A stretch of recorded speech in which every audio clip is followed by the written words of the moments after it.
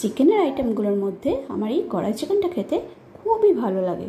তো তার জন্য আমি পেঁয়াজ আর ক্যাপসিকাম কুচি নিয়ে নিয়েছি, কিউব করে কেটেছি। এগুলো আমি হালকা করে ভেজে নিচ্ছি।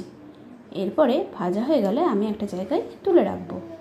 এরপরে আমি কড়াইয়ের মধ্যে গোটা জিরে, লবঙ্গ, মৌরি আর ধনে আমার যেহেতু গোটা ছিল না তাই আমি গুঁড়ো ইউজ করেছি, আর গরম মশলা গুঁড়ো ইউজ করেছি। এগুলো শুকনো খোলায় ভেজে গুঁড়িয়ে নিতে হবে। এরপরে আমি একটা কড়াইয়ে তেল দিয়ে তার মধ্যে পেঁয়াজগুলো ভালো করে ভেজে নিচ্ছি, লাল লাল করে বেশ ভেজে নেব। এই পেঁয়াজগুলো যখন লাল লাল করে ভাজা হয়ে আসবে তখন আমি আদা, পেঁয়াজ, রসুন, লঙ্কার একটা পেস্ট এর মধ্যে দিয়ে দেব। এরপরে হলুদ আর নুন দিয়ে ভালোভাবে মশলাটা কষতে হবে। মশলাটা কষতে কষতে তার মধ্যে আমি চিকেনগুলো দিয়ে দেবো, টেস্টটা আরও ভালো হবে। এরপরে আমি মশলাটা কষে নেব।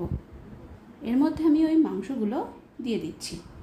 এখানে আমার মাংসগুলো দেওয়া হয়ে গেছে। এবারে ভালো করে কষে নেব, ঢাকা দিয়ে দিয়ে বেশ কষতে হবে, কোনো জল দিইনি আমি এখানে। এরপর যখন মাংসটা বেশ ভালোভাবে কষা হয়ে যাবে তখন ওই যে কড়াই চিকেনের জন্য যে মশলাটা করেছিলাম সেই মশলা গুঁড়োটা দিয়ে দিলাম। এরপরে আমি গরম জল অ্যাড করব। তার মধ্যে আমি আগে থেকে ভেজে রাখা ক্যাপসিকাম আর পেঁয়াজ কুচি মিশিয়ে দিলাম।